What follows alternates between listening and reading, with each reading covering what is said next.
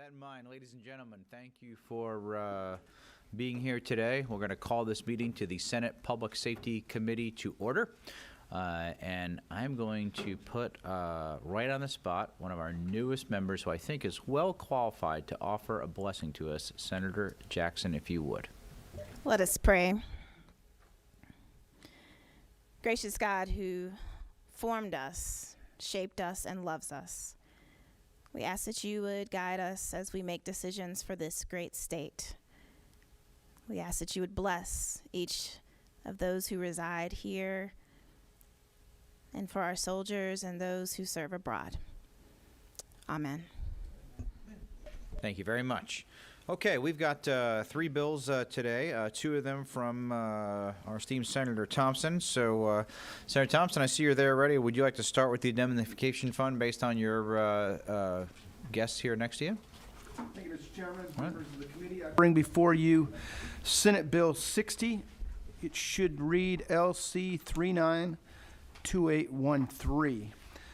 Basically, Mr. Chairman, as you know, you are a strong supporter and a fireman yourself, how important it is not only to let our firemen know that when they put their lives in harm's way, that we stand behind them in the event that something happens. This bill simply identifies and recognizes the federal statute, which is the indemnification. It adds in place in the line of duty, right? So instead of them fighting a fire, it would them being in the line of duty. So I have 2 gentlemen. This is dear to them as well, and I'd like them to speak to the bill if it's a pleasure of the chairman. It is the pleasure. Please. Thank you, Mr. Chairman, Senators. My name is Dennis Thayer. I am the chairman and founder of the Georgia Fallen Firefighters Foundation. I'm also the state representative and a national instructor for the National Fallen Firefighters Foundation. I am a retired firefighter after 36 years. Our goal with this bill was to the state definitions of line of duty and the circumstances where the state approves payment to the survivors of law enforcement and fire service and EMS killed in the line of duty is much different from the Public Safety Officers Benefit Program, which is the national program run by the Department of Justice. Our goal with this is to bring those 2 more in line, and the big change in this is the current bill only allows in a heart attack scenario firefighters, families, when they've been actually fighting a fire in the last 24 hours. And this bill changes that to the line of duty, which I would strongly support the fact that hanging off a 40-story building trying to rescue a window washer when his rig is collapsed is a lot more stressful than going to a barn fire or a mobile home fire. I can attest to that. That too, for law enforcement, they don't have any coverage right now in a heart attack scenario. It does not happen very often in law enforcement where they die of heart attacks on duty. But I can assure you that being involved in a shootout and surviving it is very, very stressful. And we'd like to see them covered under this bill. Absolutely. David. Thank you. David Bullard, President, Georgia State Firefighter Association. And I want to say over the last several years, the Senate and the House and the Governor of Georgia have been very, very wonderful to us in the legislation we brought forth. And when we came looking for a goal this year legislatively, this was our #1 goal. It's been on our goal list in the past, but this is our priority item. And I have worked for the last 9 years as a family escort during Fallen Firefighters Weekend in Emmitsburg, along with things Dennis has done. And it's always painful to look at a family from Georgia whose loved one would have met this qualification, and they're receiving the federal recognition, they're receiving the federal death benefit, and to tell them, well, in the state of Georgia, we don't recognize this. And that's kind of it's a disheartening thing to be able to say when we have guidance that says this is right. Over the last decade or so in the fire service, we've taken great strides to work smarter and safer and healthier, and we've reduced our number of line of duty deaths, and we've seen significant drops in that. And cardiac events are still our leading, but with those numbers dropping, that's a positive thing. We can't eliminate everything, so we ask in the cases this does happen, you consider making this the honorable thing to do on behalf of the state of Georgia. Go ahead, Mr. Dennis. Chairman, if I may, I probably should note that I don't believe they have representation today here. We have worked with the Sheriff's Association and the Police Chiefs Association, and they fully support this bill, and they were consulted in great detail before it was written. Thank you. Yes, I'm aware of that, and then thank you, Chairman Thompson, for bringing our people together. I just want to say, knowing both of you guys personally, you know, Dennis and David, you have done more for the firefighters and their families and communities in this state than anybody I could think of right off the top of my head. And I know that there are a lot of folks who do a lot of hard work, but thank you. You two are truly building treasures in heaven. So thank you on behalf of the entire fire service. Thank you. Thank you. Okay, members of the committee, do you have any questions? Oh, hang on a second. We're going to get another statement here from the author. Yeah, Mr. Chairman, members of the committee, coming to you as the chairman of Economic Development and Tourism. If you think about where we are as a state trying to grow, right, our economic footprint, we've done very well as being number one place to do business. One of the things that businesses look at is not only education, but law enforcement and our first responders. And right now we struggle with that, right? And so anything we can do to be able to reinforce and be able to backfill some of these open positions and a state that's growing, I think makes a lot of sense. Amen, Senator. We've got a question from Senator Summers. Mr. Chairman, you may have told this, I just want to make sure. City, county, and volunteer, Yes, sir. the whole Yes, gamut, covers everybody. Yeah, there are stipulations with qualifications, but it doesn't leave anybody out. Okay. As long I know as- we have a lot of volunteer in South Georgia, Mr. Chairman, if you will, and that's why I'll make sure they Absolutely. work hard too. Absolutely. As long as they're valid volunteers within a valid fire department, they are covered. Absolutely, In thank fact, you. Dennis, can I chime in on that? That actually about a fifth of the fire departments in the state are private entities. Exactly. It's not even volunteer, they're a private entity that's not tied to a city or county. So Right. anything we do, we try to make sure everybody's involved, and we're actually against it if that's not the case, so. Thank you very much, Mr. Chairman, thank You got you. one of those volunteers sitting right here. Amen. All right, I've got Senator Robertson. He beat you to the light, Senator Jackson. And just for a point of clarification on Senator Summers' question, we're talking about post-certified firefighters that do include, I've got one county that has 10 501c3 fire service groups, and then, of course, our municipal firefighters. And I do track the fatalities of public safety officers. And this particular incident is extremely high on the fire side. Is that not correct? I mean, when I say high, I'm talking about up in the 70s of cardiac arrest, killing our firefighters throughout the That- country. That would be nationwide. Nationwide, So right, Georgia, right, really, yeah. a couple a year at the most, maybe. Yeah, I'm trying to think right now. We only have one in the last year In Georgia. in Georgia. Yeah. Yes, sir, that we're looking at. And coincidentally, he did fight a fire the day before, fought a fire, and then died the next morning of a heart attack. But it is which as long as they fought a fire, it's currently covered here in the state, and it is covered nationally regardless. But yes, sir, I'll give you an example. There was a firefighter from the city of Marietta who died on a car accident after responding to a couple other calls. And he was in the middle of extricating a patient out of a car, and he was not covered here in the state. And I saw some eyebrows jump up. Am I right on the qualification, the certification? It's not a post certification. It's the Georgia Firefighter Standards and Training. Yeah, that's, Either yeah. side It's of same it, idea. They've met the Yeah, qualifications, they're covered. We're kind of, sure, run shoulder to shoulder. Yeah, and the reason that law enforcement heart attacks aren't as high as firefighters is we're not allowed to take our heart out with us when we go out to do the job. So that's the reason I work that way. But this is extremely valuable and important legislation. I appreciate you guys, and I appreciate Senator Thompson carrying that. Thank you. I'm going to resist the temptation to comment. There'll be follow-up after this, so please stay behind, Senator. Senator Jackson. Thank you, Chairman, and thank you all for bringing this important bill. I'm very, very grateful for your service and for making sure that we care for those who fall in the line of duty. I just have a clarifying question. We use the language of public safety officer, and it includes prison guards.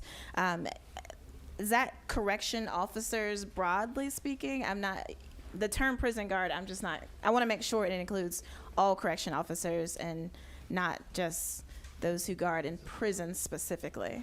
No, it would cover any certified state or local or municipal prison. As long as there's a training, so with it there's a training requirement, and then there's also what's required of the job. you have to be, there's a certain requirement of what your responsibilities are. So as long as those meet, if it's somebody that's never been trained and they're in a small town, they say, hey, you're going to be our prison guard today, it probably would not cover them. But as long as they're a valid, qualified, trained county correctional employee, it would cover them, yes. Well, is there a legal definition with the state between prison guard and jailer that may need to be? We're just discussing this right now. It is something we probably should take a look at. I wouldn't want to slow the bill down for it right now because we could always either add it on the floor or when it gets to the other side. But that's something we should probably have legislative council take a gander at. Thank you, Mr. Chairman. Okay. Very good question. Thank you. We're going to have an open secretary position for this committee after Senator Robertson's comments. So, all right. Other questions for those here to speak on the bill or the bill's author? All right. This is Senate Bill 60. What is the will of the committee? Oh, I'm sorry, she got her hand up first, so please, Senator Jackson. Sure. I'm not sure if this is the right protocol. I do not want to impact this bill in any way. But while we have this code section open, I do want to note that we currently do not include suicide. People who commit suicide, their families are not covered under this. Suicide is exclusion. And we know, I served as an EMT. I know many of you all here have served in law enforcement and in these public safety. You are more likely to die of suicide than you are to die in the line of duty. And so I just want to go on record as noting that I think that it is important that we do consider providing benefits to those public safety officers who die by suicide, because that is inherently a risk that we all take on when we engage and respond to traumatic events. So I just want to go on record as noting that. But again, in no way do I want to impede this bill from moving. Senator, thank you for bringing that up. I think it's very important and perhaps off session or off this committee meeting even, a few of us could spend some time looking at that, and maybe Senate Research could do a little work to analyze what other states have done, but certainly agree with your position there. Thank you. All right, and then I think I'm going to recognize Senator Robertson for a motion. Is that correct? Yes, sir. Motion to pass. All right, got a motion to pass. So I have a second. Second from Senator Payne. Is there any further discussion on the bill? Hearing none, all those in favor, please say aye. All opposed, please say no. Passes unanimously. Thank you very much. Thank you. David Thank you, Dennis. Mr. Chairman and for coming members up of the today. All right, don't go anywhere, Senator Thompson. We're going to flip to your Senate Bill 44, if you would, please. It's Senate Bill 44. 44. Thank you, Mr. Chairman. Again, members of the committee, I bring before you Senate Bill 44. We're reading off of LC 392804. Each year we have an opportunity to bring prestige or specialized license plates that honor various people that and groups. This particular plate we brought last year. It ran up into just a hang up, as it normally does, and some of the new members of this committee will understand how that works. So we're bringing it before you again. It's very simple. I think everyone in this room, just as we support our first responders, law enforcement, firemen, and so on for what they do in the line of duty, this plate is to support our troops.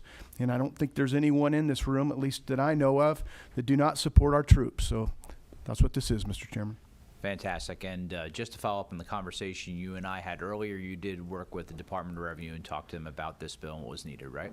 To be clear, Mr. Chairman, yes. Again, last year, DOR was very involved in this, and they gave their blessing. This is a companion bill to one that's in the House. So all of the people necessary we've addressed that and spoken to them.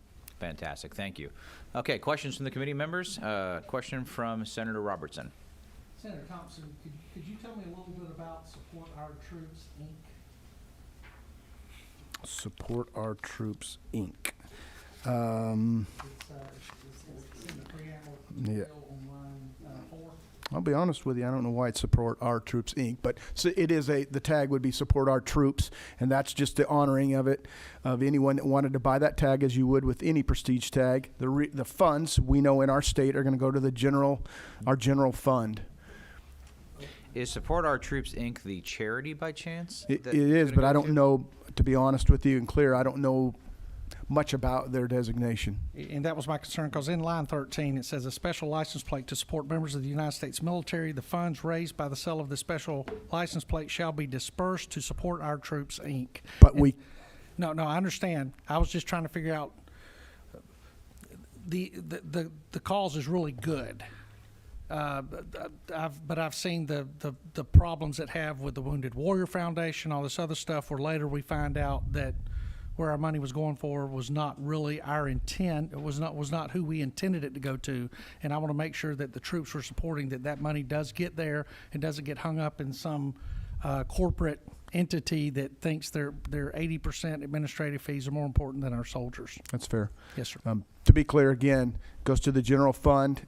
We passed a constitutional amendment for designated funds to then go to the organization, so it would be vetted at that process. But there may be somebody on the committee that knows more about that specific organization. That's a great explanation. Yes, go ahead, Vice Chairman Harper. So, Senator Thompson, you are correct. However, with specialty license plates, the way that our statutes are set up, there is a provision of that specialty license plate that does go to the organization in which it's designated in the legislation.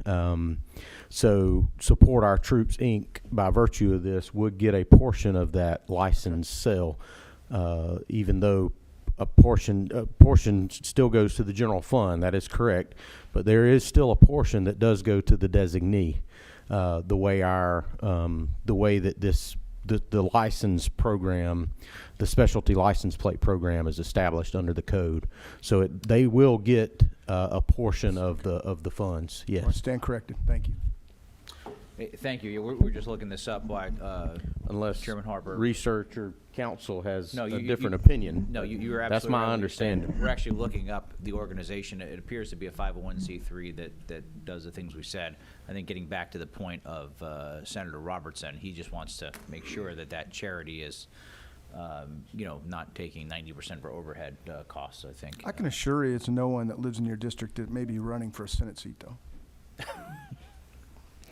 My concern are the thousands of military men and women that live in my district, Senator Thompson. Appreciate you. And I, too, support them. Okay, yeah, we're just looking some stuff up in real time here, but this, based on very preliminary research, looks pretty strong. I've got a question from Senator Jackson.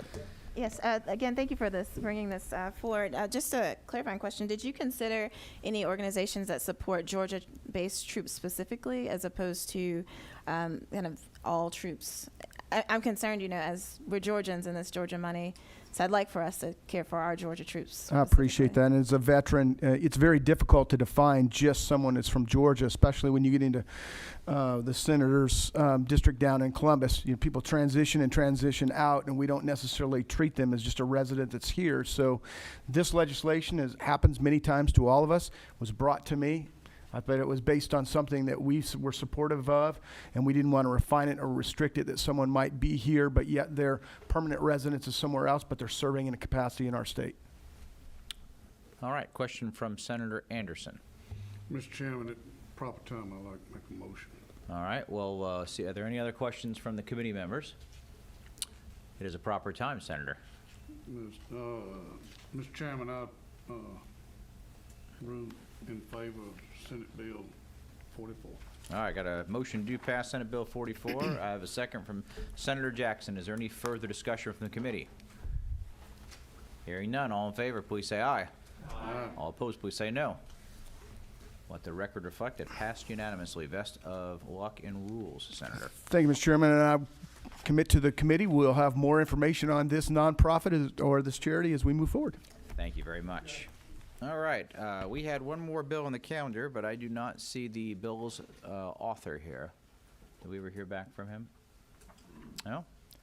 All right. Well, is there any other comments or people in the audience that would like to speak to the committee today? We've got Mr. Butch Ayers here, head of the Georgia Chiefs of Police Association. Glad to have you here today. Thank you so much. Appreciate all the great work that you do. All right. Well, if there's no more business, this meeting is hereby adjourned. Have a wonderful afternoon.